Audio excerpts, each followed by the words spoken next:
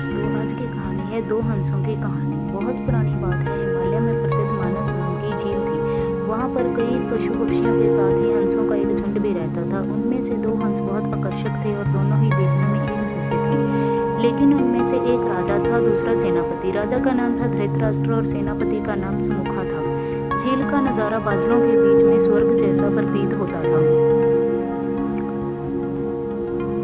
उन समय झील और उसमें रहने वाले हंसों की प्रसिद्धि वहां आने जाने वाले पर्यटकों के साथ देश विदेश में फैल गई थी।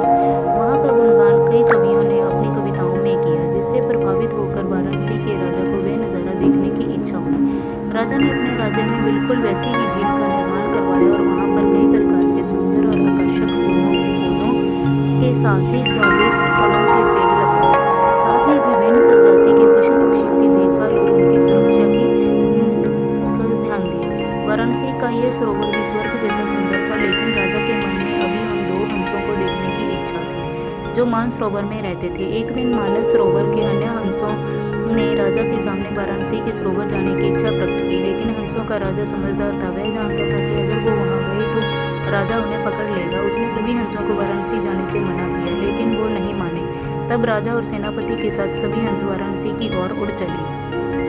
जैसे ही हंसों का झुंड उस झील में पहुंचा तो अन्य हंसों को छोड़कर प्रसिद्ध दो हंसों की शोभा देखते ही बनती थी। सोने की तरह चमकती उनकी चोंच, सोने की तरह ही नजर आते उनके पैर और बादलों से भी ज्यादा सफेद उनके पंख हर किसी को अपनी ओर आकर्षित कर रहे थे।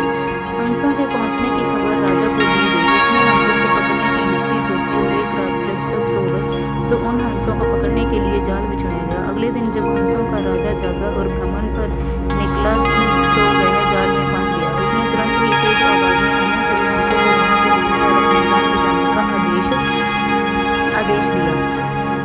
अन्य सभी हंस उड़ गए, लेकिन उनका सेनापति सुमुखा अपने स्वामी को फंसा देखकर उसे बचाने के लिए वहीं रुक गया। इस बीच हंस को पकड़ने के लिए सैनिक वहां आ गया। उसने देखा कि हंसों का राजा जाल में फंसा हुआ है और दूसरा राजा को बचाने के लिए वहां खड़ा हुआ है। हंस की स्वामी भक्ति देखकर सैनिक बहुत प्रभावित हुआ और उसने हंसों के राजा को छोड़ दिया।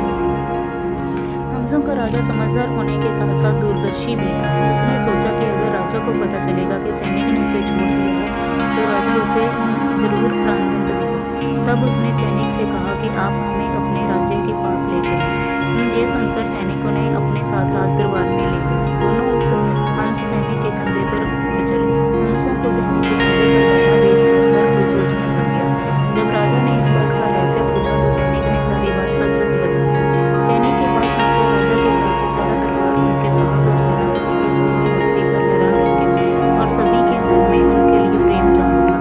राजा ने सैनिक को माफ कर दिया और उन दोनों हंसों को आदर के साथ कुछ और दिन ठहरने का निवेदन किया। हंस ने राजा के निवेदन स्वीकार किया और कुछ दिन वहां रुककर वापस मानस झील चले गए। कहानी की सीख।